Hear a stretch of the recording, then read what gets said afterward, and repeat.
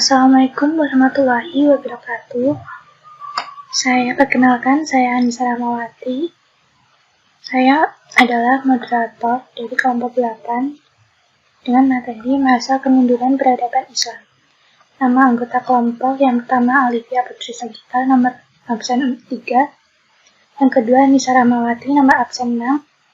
Yang ketiga Fitriana Nurhidayati, nomor absen 15. Dan yang keempat, Ardenta Radiandra Nurina Raswari, nomor absen 21. Periode sejarah peradaban Islam.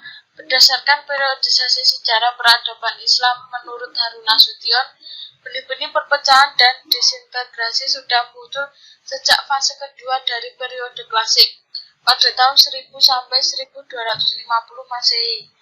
Meskipun pada masa-masa itu masih merupakan puncak keemasan peradaban Islam, peradaban umat Islam kemudian mengalami kemunduran ketika memasuki periode pertengahan bagian pertama pada tahun 1250 sampai 1500 Masehi, yang dikenal dengan masa kemunduran 1.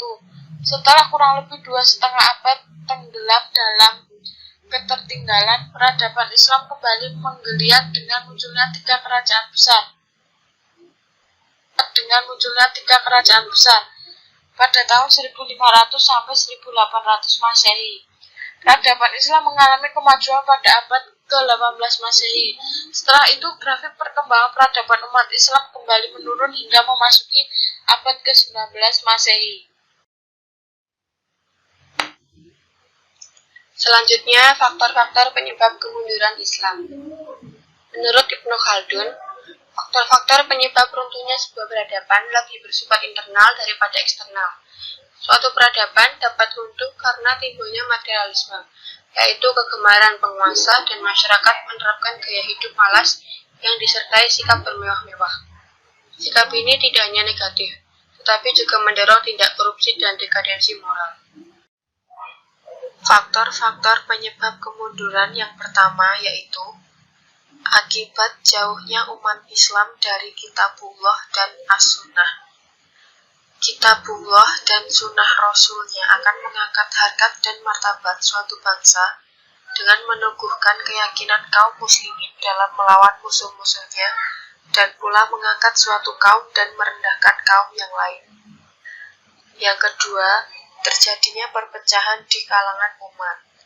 Organisasi-organisasi dan partai-partai umat Islam yang diakibatkan oleh umat sekarang tidak memiliki nilai konsep persatuan dan kesatuan fitrah pemikiran dan akidah.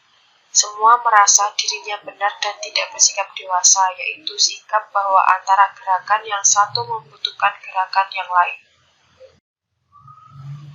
Kemudian yang ketiga adalah taklid atau biasa disebut ikut-ikutan.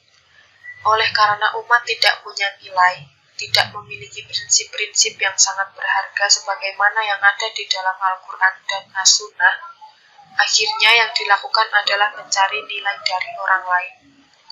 Kemudian yang keempat, adanya pertempuran antara hak dan batil. Salah satu pelajaran berharga bagi umat Islam adalah perang salib yang menggunakan berbagai dimensi pertempuran, politik, ekonomi, dan perang di tataran keagamaan. Faktor penyebab lainnya, yang pertama, dhoful iman. Lemahnya kualitas iman internal muslim, mudah dirayu-rayu hanya kepentingan sesaat. Yang kedua, dhoful ilmi. Lemah dalam bidang perkembangan ilmu atau sains dan teknologi. Yang ketiga, dhoful khuluq. Rentannya moralitas atau akhlak umat Islam. Dan yang keempat, dhoful jihad. Semangat juang dan dakwah melemah. Mudah disetir, dakwah model remote. Zaka, jazakillah khairan.